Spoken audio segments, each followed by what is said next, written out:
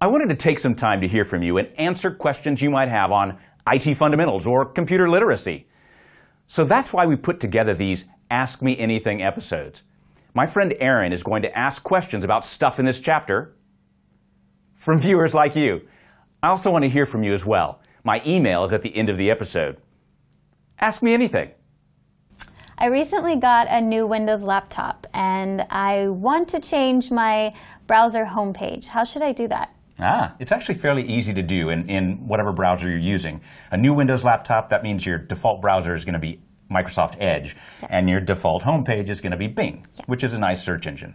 But if you want to change that to something you're more comfortable with, like Google, right? You can do this pretty easily through the browser's settings. Getting to settings is different among the different browsers, but it's usually, in Edge, for example, there are three little dots arrayed horizontally in the top right corner. Click that and go to settings, and you can make changes to your home page. You can set it to be a blank page. You can set it to be Google, a specific page. You can even have it be multiple pages. Oh, wow. Okay, right. Cool. In Google Chrome, you even have an option for there's a home button on the screen that you can have enabled that'll take you to one place. And then you can also have, when I first open my browser, take me to a totally different website. Yeah, so it's powerful and flexible. Okay, good to know. Well, next, Chris from Baton Rouge asks, what is a firewall and should I have one? Wow, great question, Chris. A firewall stops bad people and bad things from coming into your system and doing bad things, right? The beauty is every computer these days has a firewall built in. Nice. And that's Windows, Mac OS, all your mobile devices. We used to have to buy expensive third-party firewalls and to protect ourselves from protect any internet-capable machine from getting infected and stuff. But now Windows Firewall, the firewall built into Mac OS, these are all powerful enough to stop bad things from just coming into your system. So we do make changes to the firewall.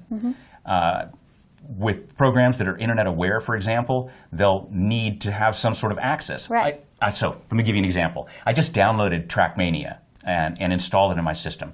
Trackmania is a virtual racing game that has crazy tracks and crazy physics that are almost physics. But it enables me to race against people on these crazy tracks all over the world. Cool. So because it's an internet aware application, so when I installed it, it immediately popped and said, hey, do you want to make a hole in the firewall? Do you want to make an exception? That's the technical term.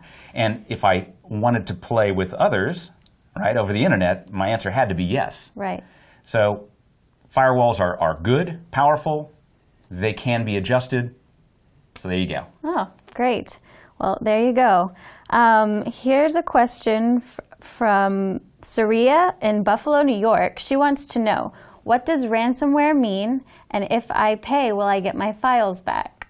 Ooh, ransomware. Ransomware is like the nastiest malware on the planet right now. Here's how ransomware works.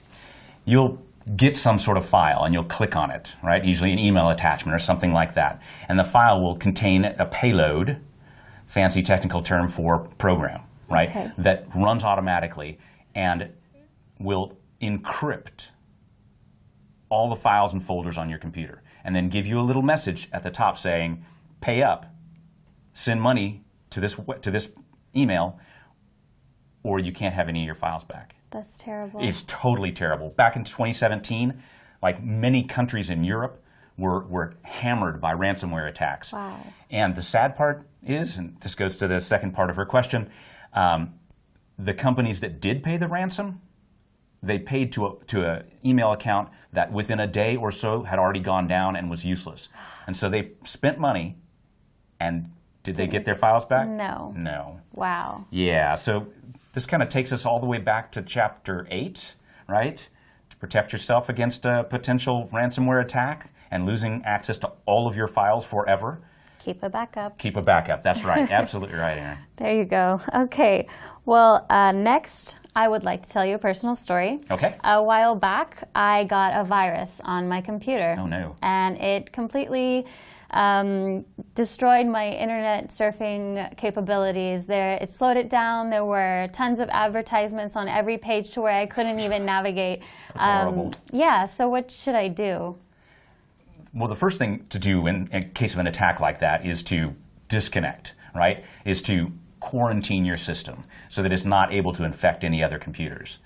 The next step is to run some software to be able to search and destroy whatever bad thing has happened. And this will differ depending on the operating system that you're using. Okay. So in macOS, for example, you would go to a specific website, download some software, or just run the check from that website that would clean your system up for you. Okay. That works because Macs are very tightly controlled systems, right? So Apple will protect you from yourself, right? On Windows machines, because it's a much more wild and woolly world out there, you have a bunch of different options.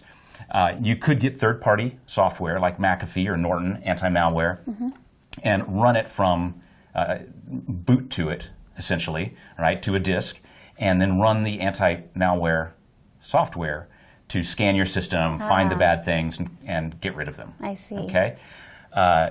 If you want to go a little geekier, you can either make one yourself or get a friend to make one for you, a bootable thumb drive that runs some version of Linux and run anti-malware software like Malwarebytes from that bootable thumb drive. So you boot to it, boot up into Linux.